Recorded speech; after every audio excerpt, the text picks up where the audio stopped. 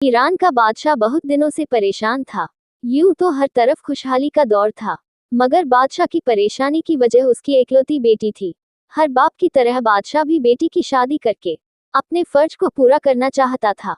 लेकिन शहजादी ने भी एक ऐलान कर रखा था, जो शख्स शहजादी के 3 सवालों के जवाब देगा, शहजादी उसी से शादी करेगी। आसपास के रियासतों के कई शहजादे आए, मगर सब के सब नाकाम लौटे। उस मुल्क में एक नौजवान रहता था जिसका नाम आजम था। उसने अपने वालिद से कहा कि वह भी अपनी किस्मत आजमाना चाहता है। आजम के वालिद एक आलिम थे, वह बरसों से लोगों में इल्म की रोशनी बांट रहे थे। मुल्क फारस का वजीर आजम, बड़े बड़े दरबारी और शहर के काजी भी उनके शागिर्द थे। बाप ने बेटे ही ख्वाहिश देखी तो बोले, बेटा अगर तुम नाकाम लौटे तो तुम्हारा कुछ नहीं जाएगा, मगर लोग कहेंगे कि एक आलिम का बेटा नाकाम हो गया। आजम अपने वालिद से कहने लगा, बाबा बड़े बड़े शहजादे लौट गए, अगर मैं नाकाम हो भी गया तो क्या हुआ, ये तो एक मुकाबला है। चाहे जो भी जीते शायद वह खुशनसीब में हो जाऊं। आखिर बाप को बेटे की जीत माननी पड़ गई। आजम खुशी खुशी महल की तरफ चल पड़ा।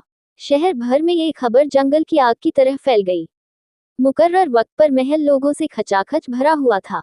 बादशाह तख्त पर बैठा था, मलिका आलिया भी महल में मौजूद थी, वजीर, हमीर, दरबारी और अवाम सब दरबार में मौजूद थे।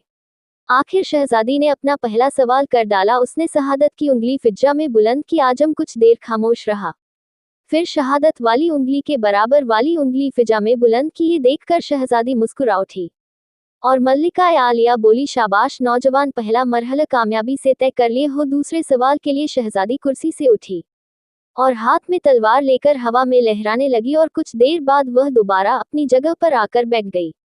बादशाह समेत हर दरबारी की नजर आजम पर थे। आजम खड़ा हुआ, अपनी जेब से कलम निकालकर फिजा में बुलंद कर दी।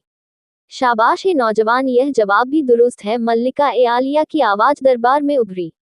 उसके बाद दरबार में मुबारक हो की आवाज गूंज उठी। वह सवाल क्या थे और उनके जवाब क्या थे, हर शख्स इस बारे में सोच रहा था कि शहजादी ने क्या पूछा और आजम ने क्या जवाब दिया।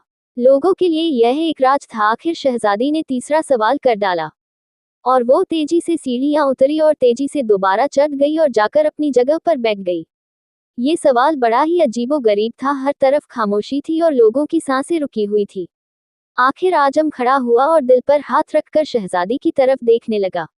मरहबा मरहबा नौजवान, मुबारक हो। मलिका आलिया की आवाज के साथ ही शहजादी महल के अंदरूनी हिस्से में चली गई और महल मुबारकबाद की आवाजों से गूंज उठा। लोग खुशी से झूम रहे थे। आजम दिल ही दिल में अल्लाह का शुक्र अदा कर रहा था, जिसने उसे यह एजाज बख्शा। बादशाह ने आजम से पूछा, ए नौजवान, मलिका आलिया को तुमने मुतमिन कर दिया।